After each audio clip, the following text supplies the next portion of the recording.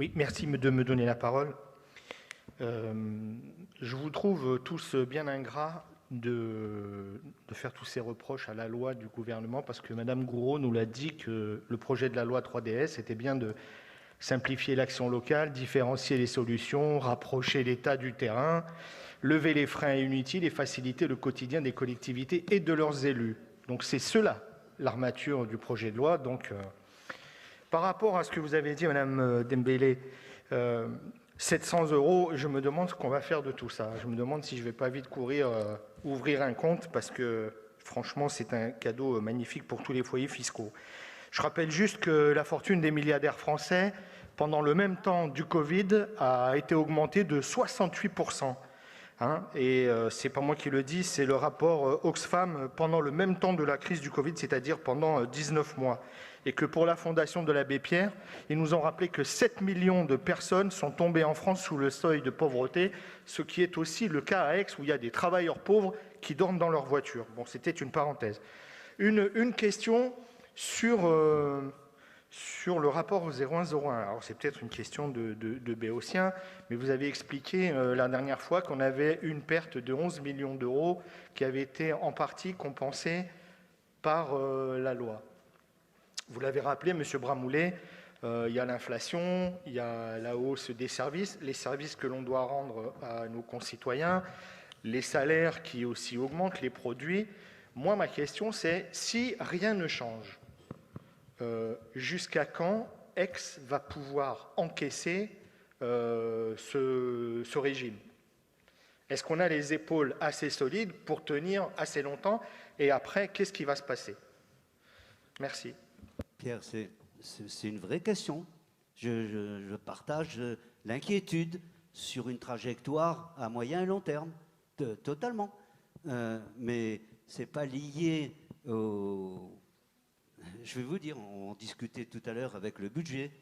Est-ce que vous savez que dans les 10 ans qui viennent de se passer, les dotations de l'État qui étaient faites pour remplir les missions de service public des communes ont été réduites de 58%.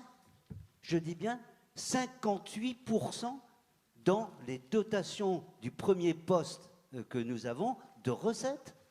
C'est pas la commune qui est à l'origine de ça. C'est vraiment les gouvernements successifs pendant 10 ans. Il y a une stratégie parisienne de la technocratie d'en haut, là-bas, d'asphyxier les communes. C'est ça qui est derrière. Je suis d'accord, Pierre, c'est un vrai problème, ça. Alors, un jour, il faudra bien se poser la question de savoir comment on essaye de desserrer l'étranglement qu'on est en train de nous faire. Et c'est vrai qu'un jour, le levier fiscal, il risque d'intervenir. Je ne dis pas le contraire. Mais ça sera vraiment... alors, je voudrais un peu moduler un peu ce que je viens de dire et ce qu'il y a derrière ta question.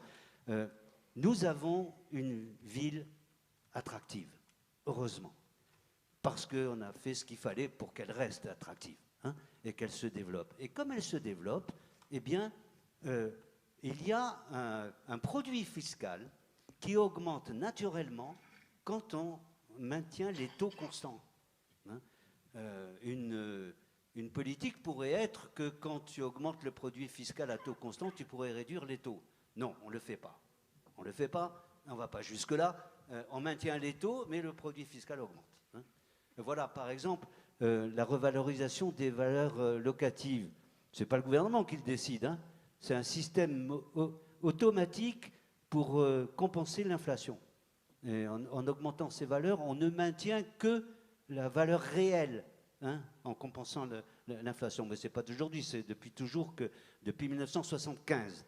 Je vais vous dire, ce n'est pas le gouvernement d'aujourd'hui qui a revalorisé les bases. C'est une clé automatique.